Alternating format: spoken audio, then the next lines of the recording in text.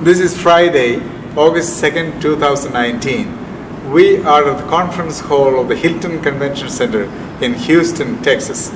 These days, the North American Syro Malabar Convention is taking place, and during this convention, I got acquainted with an interesting young man, Sebastian, who is into music, who is passionate about music, who is a music teacher, finished his bachelor's degree in music education, and is doing master's degree in music education, and he was helping with the choir this morning.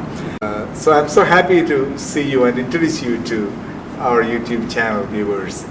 Welcome, Sebastian. It's my honor to be able to meet you, to speak with you, and I've been wanting to meet you for so many years, and I'm just so happy I finally got this opportunity to get to speak to you, get to know you, and attend the conference, but most importantly, the time that we shared discussing the music that we were preparing for the conference. So it's been quite an experience for sure.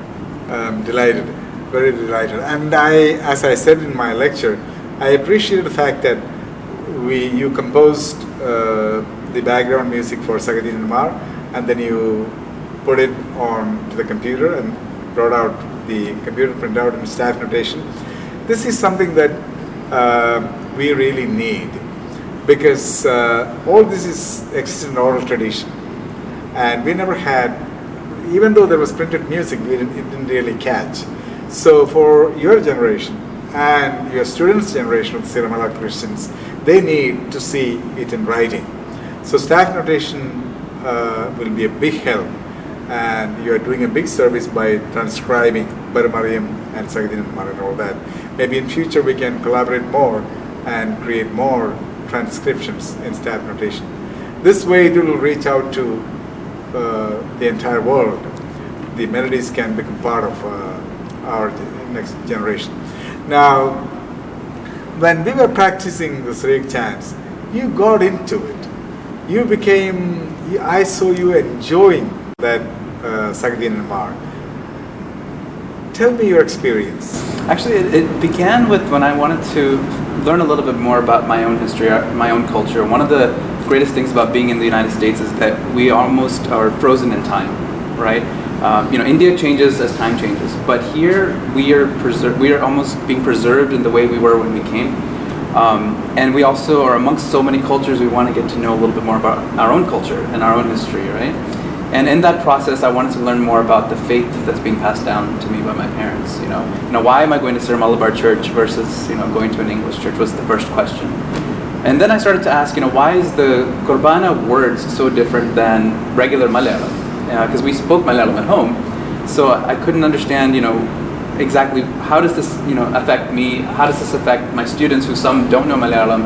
And especially when I started teaching the choir at church, when they would ask me questions like, why do we need to know Malayalam? What is this? I wanted to find the answers to that, so I can give them the most appropriate answer.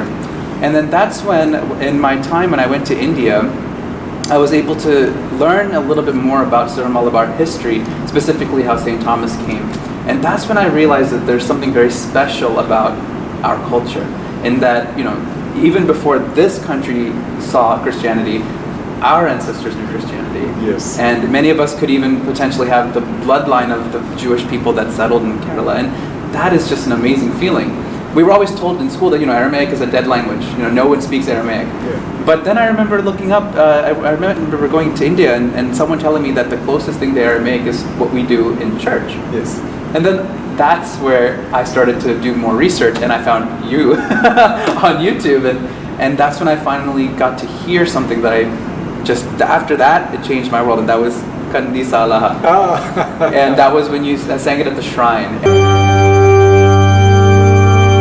Brothers and sisters, raise your voices and glorify the living God. Qandisa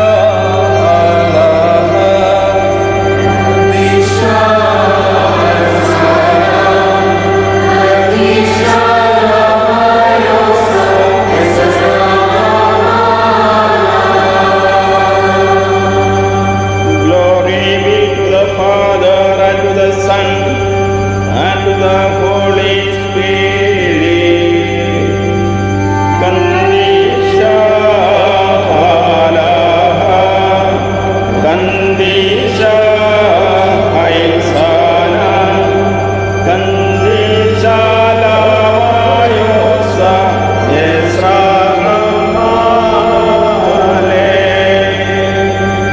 from eternity and forever. Amen. Qandisa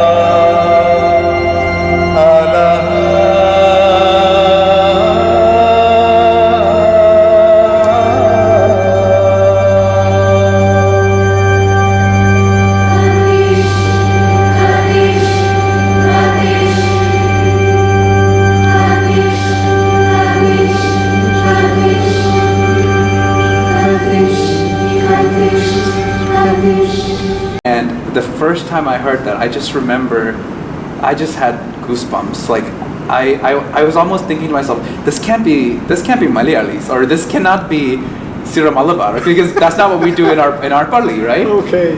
And I just remember the reaction of the American priests that were there at the time. I remember when you did the Qandisa, like I remember them taking a double take, like looking at you, you know, because it was just such a magical experience just on YouTube. So I thought to myself, would I ever have the privilege to be able to see that in real life?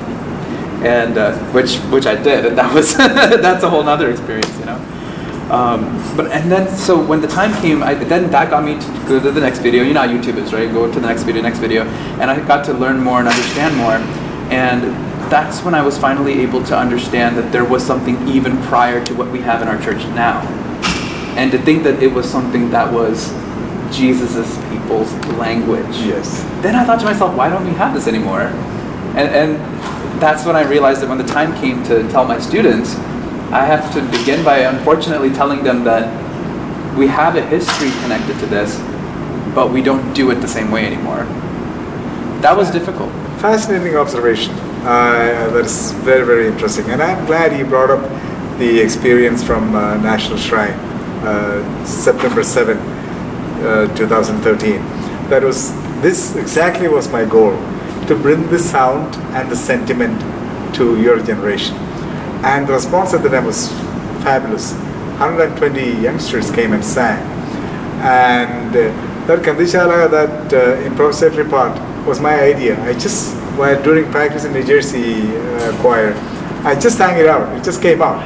Although that melodic phrase is already in other songs, but the way it came, and it embellished that God, you are holy. And then, Qandis, because that's exactly how the angels are singing. Holy, holy, thou art holy. Qandishat, at is second person's singular. So you are holy. Qandishat. And today you sang it so well. When you came to that Qandishat, then you subdued the volume. There was a sense of mystery in the whole church. And we will do it better tomorrow.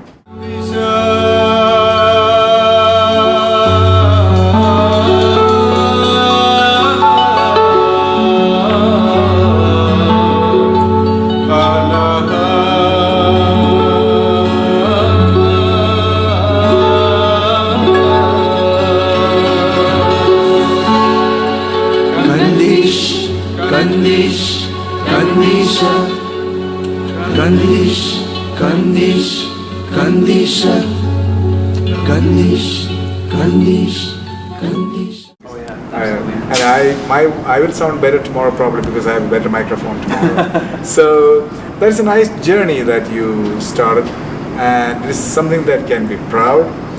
And I appreciate your willingness to transcribe. It's a time-consuming project. It is, but the passion that it's like and you discussed this in the conference, and it's that when that moment hits you, that inspiration, that I truly believe that's the Holy Spirit. Like when we were discussing, including an interlude. Remember, we were discussing that, and for Sagadin and Mar. Right, for Sagadin and Mar, and we were discussing how to do an interlude, and I was getting stuck immediately. So then I asked you, can you tell me the words? What does it mean? All right, and just the moment you started speaking, it's as though I had to close my eyes, and it was as though I could feel the spirit working, and I could hear the music, and right then immediately, I knew exactly what I wanted to hear.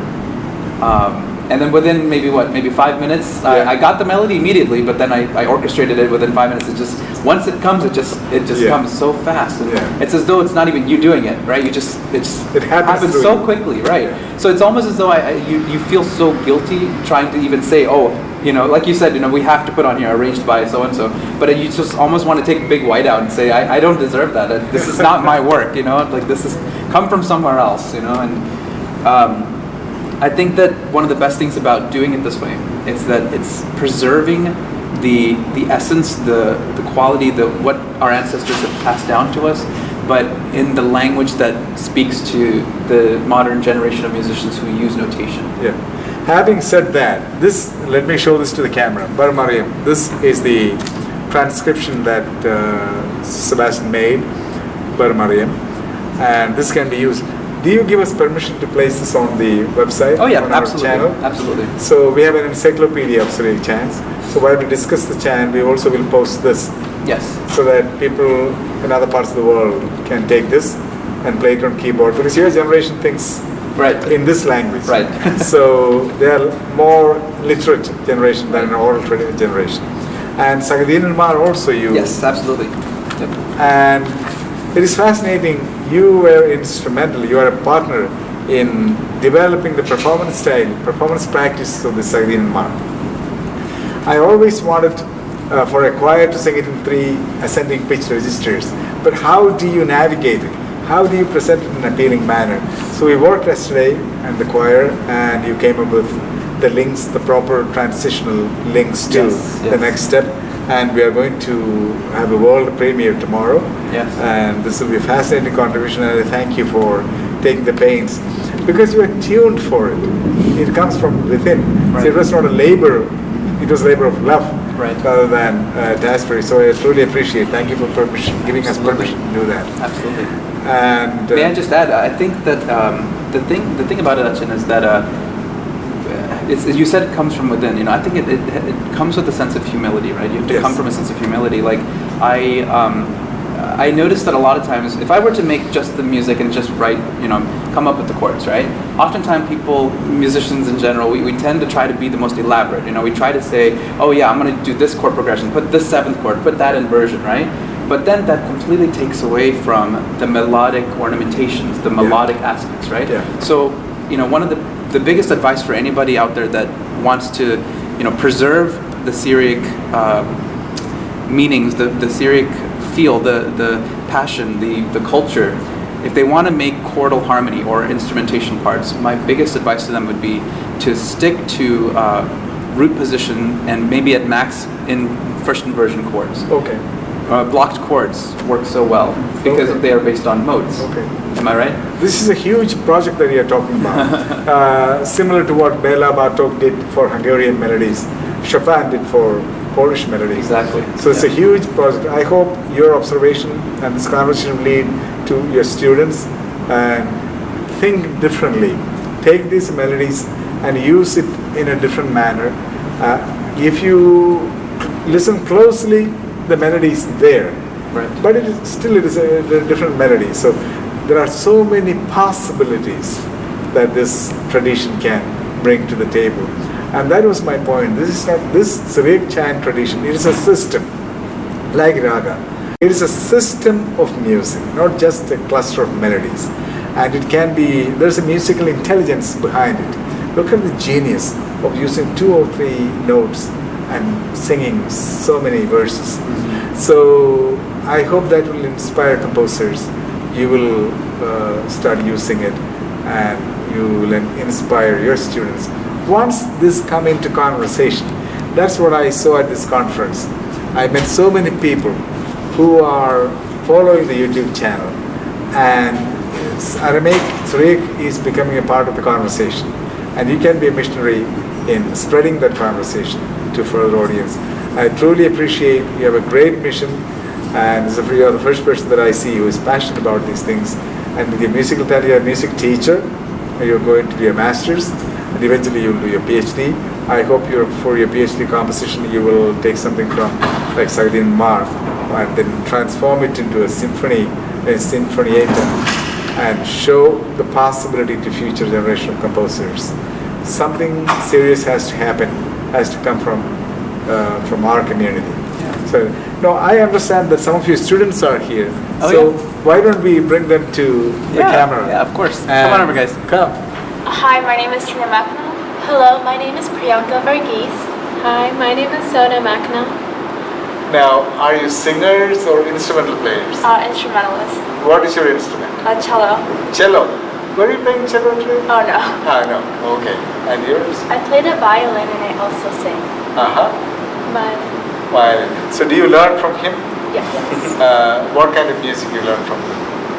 Violin? No. From him, mostly choir music, and then he also helps with auditions. Oh, okay. Very nice, very nice.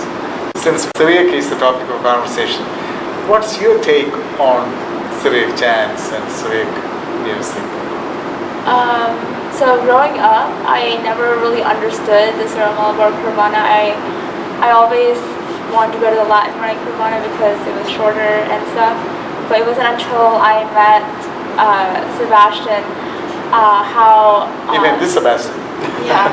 Until I met Sebastian and got lessons and joined the choir, I understood there is a deeper meaning in what we worship at Mass, what we worship in Kurbana, and how I grew to love the Syro Malabar Kurbana. Like, I would never replace it with anything else. Oh, beautiful, beautiful. I'm so happy. Sebastian has helped me understand my deeper faith and helped me to connect more with the Holy Spirit and Jesus as well. With the Syriac tradition, it's kind of cool to see how history can be in the present time as we are here today. And it's cool to have a unique look on the Kurbana as well.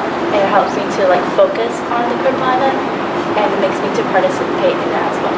Well, Sebastian, you have created such a great impact on I'm humbled by it. I didn't tell them to say history in the present time. Make history relevant to your present time. Beautiful. For me, I think mostly it just sounds really good, and I like the way it sounds, and it helps me focus and makes me participate more because it's something that I enjoy.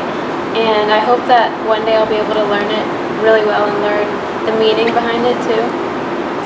It's interesting, the sound. I always liked the sound.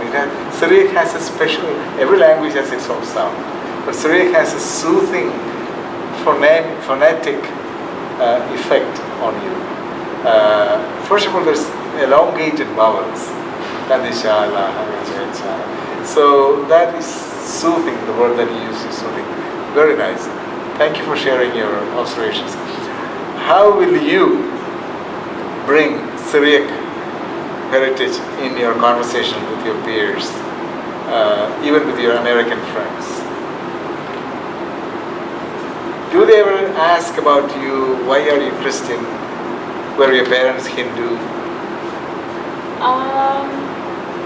Not so much when I was growing up, but I think definitely when I'm in college now and now participating more in the campus ministry. Most of them are Latin, right? So when I introduce myself, I say I'm an Eastern Catholic now. So I guess one thing I could share is, just through music. Everyone likes music. So one thing is me performing or just showing a clip of what it means of the performance, and then explain the meaning of what it said. That's fascinating. We don't have to be shy about our identity anymore. We can proudly say that I am an Eastern Catholic. I have a different tradition. So it is great. When you feel proud, people will accept it. If you are shy about your own tradition, then they wouldn't mind us. It is wonderful then. Now, I'm just curious, you were at my presentation. What did you take from that presentation? It was interesting to see how the Syrian presence is incorporated with our Kurbana today. And I'm looking forward to see more incorporations in the Kurbanas. So you will be open to have more Syriac chants incorporated into and also if I can understand the meaning as well. Understand the meaning of it. Very good. One thing that we haven't yet done is to give a glossary and prepare you to understand what you are singing. So that's the next step. As she said, we were fascinated by the sound and the melody. Now the next step is going to the semantics, the meaning of the text that we have. Then your appreciation for it will be abounding. So what did you take from today's presentation? I think the biggest thing that stuck out to me was the fact that this is the language that Jesus spoke, and that's really important.